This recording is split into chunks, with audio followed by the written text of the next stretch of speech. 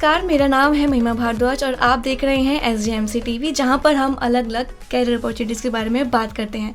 इस वक्त मेरे साथ मौजूद है हमारी RJ डॉक्टर नीरजा चतुर्वेदी, जो कि हमें कुछ जानकारी देंगी FM रेडियो से रिलेटेड, और जो कि हमें बताएंगी कि कौन कौन सी ऐसी चीज़ें हैं जो हम RJ के लिए कर सकते हैं, बन सकते हैं RJ। तो मैम, मेरा पहला सवाल आपसे ये है कि आपने अपने कैरियर की शुरुआत कैसे करी, या मैं यूँ कहूँ कि आपको कब लगा कि आपकी वॉइस ही आपको वॉइस आर्टिस्ट बनाएगी? कैरियर की शुरुआत की अगर बात करूं तो बचपन से जुनून था।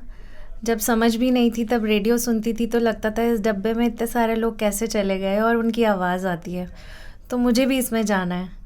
तो वो जो बचपन की जो बचपना था वो हमेशा से ही मुझे बड़ा अट्रैक्ट करता था। और जब कॉलेज में आए और जर्नलिज़म में आया, आपकी तरह आए, तो हमारे प्रोफेसर अशोक चक्रधर जी थे। तो क्लास में ही हम लोग हर पल उनसे प्रभावित रहते थे और उनका व्यक्तित्व इतना विशाल है कि वो हमें बहुत उत्साह से भरता था। हर क्लास में हर बार लगता था कि कल छुट्टी कर लें, लेकिन सर इतना अच्छा करते थे एक दिन कि अगले दिन आने का मन बना रहता था। तो उन्हीं से जाना कि नीरजा रेडियो जाओ और रेडियो सुना करो। तो पहले सुनना तो एक आम इंसान की तरह था, लेकिन जब उनके कहने के बाद सुनना शुरू किया तो RJs को इस तरह से सुनना शुरू किया कि अगर मैं रहूँगी, कभी मुझे बोलने का मौका मिलेगा तो कैसा रहेगा। फिर पहुँची आकाशवाणी। हम तीन साथी पहुँचे। 2 मेरे दोस्त हैं, एक अनिल है और एक रमेश है जो अभी भी मेरे साथ हैं, और हम तीनों पहुँचे। मेरा सिलेक्शन हुआ। मेरे प्रोग्राम में भी मुझे साथ पहुंचाने गए थे अनिल, और बहुत ही अच्छा अनुभव रहा।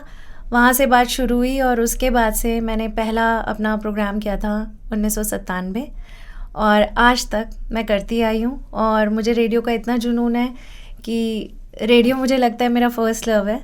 और मेरे इतने सालों के करियर में मैंने ऐसा कोई वीक नहीं देखा जब मैंने शो ना किया हो। मेरे घर का हर फंक्शन मेरे शोज़ के अकॉर्डिंग डिसाइड होता है, और मैं रेडियो का प्रोग्राम ज़रूर करती हूँ, और समय पे पहुँचना वो बहुत ज़रूरी है, तो उस बात का बहुत ख्याल रखती हूँ। जी मैम, मेरा आपसे एक और सवाल है कि एज अ वॉइस आर्टिस्ट हमें कौन कौन सी ऐसी चीज़ें हैं जो हमें अपनी मेंटेन रखनी चाहिए, ध्यान रखनी चाहिए, और वॉइस मॉड्यूलेशन का क्या रोल होता है?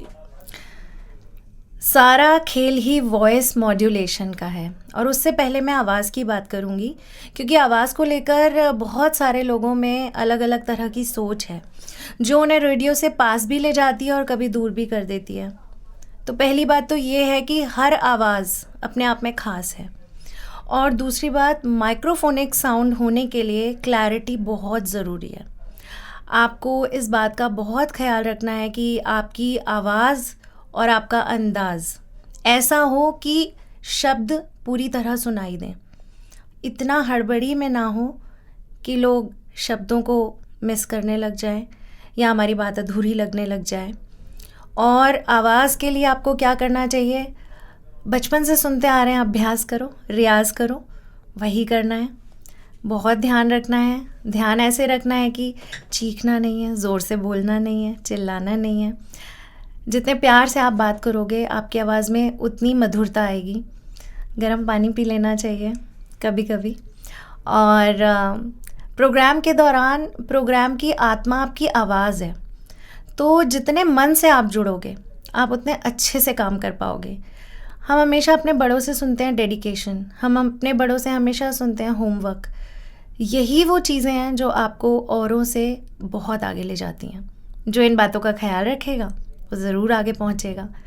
और आवाज़ सबकी खास होती है। मुझे इसलिए ऐसा लगता है कि हम लता मंगेशकर जी को सुनते हैं तो हम ईला अरुण जी को भी सुनते हैं, तो दोनों की आवाज़ में कितना अंतर है, लेकिन जो बात इन दोनों में है वो बहुत अलग है और बहुत ख़ास है। तो आवाज़ भारी भी अच्छी है, आवाज़ पतली भी अच्छी है, लेकिन आवाज़ को कहने का अंदाज़ वो अच्छा होना चाहिए। तो मैम, इसमें क्या क्या जॉब अपॉर्चुनिटीज़ हैं जो बच्चे जान सके कि और वो अप्रोच कर सके वहाँ तक? अथाह सागर है। आप लोगों की जनरेशन के लिए तो सागर की तरह अपॉर्चुनिटीज़ हैं।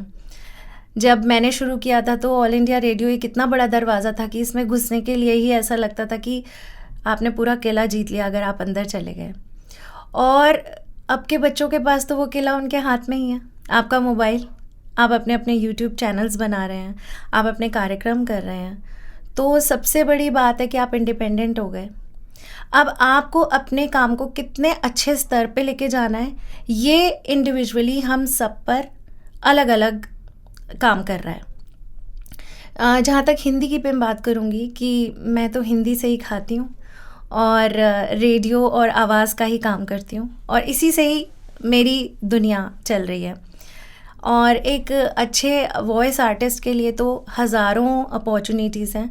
आप एक अच्छे वॉइस ओवर आर्टिस्ट बन सकते हैं, आप कहीं अच्छी जगह एंकरिंग कर सकते हैं, आपको लोग लेक्चर के लिए बुला सकते हैं। आप अपने विषय पर महारत हासिल कीजिए और बोलने का अंदाज़ अच्छा कीजिए। बस ये 2 बातें हैं जो आपको बहुत आगे ले जा सकती हैं। वैसे अगर दूसरी तरह से जो बच्चे अभी पढ़ रहे हैं और उनके मन में सवाल है कि कौन कौन सी चीज़ें वो कर सकते हैं, रेडियो में जा सकते हैं, टेलीविज़न में जा सकते हैं, अपना चैनल खोल सकते हैं और अपने लेक्चर्स दे के आप एक ट्यूटोरियल अपना पूरा सेट कर सकते हैं। और इसके अलावा आप ट्रैवलिंग अगर करना पसंद करते हैं, आप नई नई चीज़ों को देखना पसंद करते हैं, तो आप अपने पर्यटन को इसमें शामिल कर लीजिए, घूमने जाइए और सब लोगों को भी शामिल कीजिए। और सबसे अच्छी तरीके की बात यह है कि आप जितने लोगों को अपने कार्यक्रम में शामिल कर लेंगे, उतने लोग आपको अपने आप आगे पहुंचा देंगे। तो अगर आपने चैनल खोला है तो सिर्फ अपने पे फोकस ना करके अपने आसपास के सब लोगों को उसमें शामिल कर लो, अपने आप आपका दुनिया, आपका फलक बढ़ जाएगा। तो ये थी हमारे साथ आरजे नीरजा चतुर्वेदी, जिन्होंने हमें आरजे से रिलेटेड जानकारी दी। तो और भी जानकारी जानने के लिए बने रहिए SGMC TV।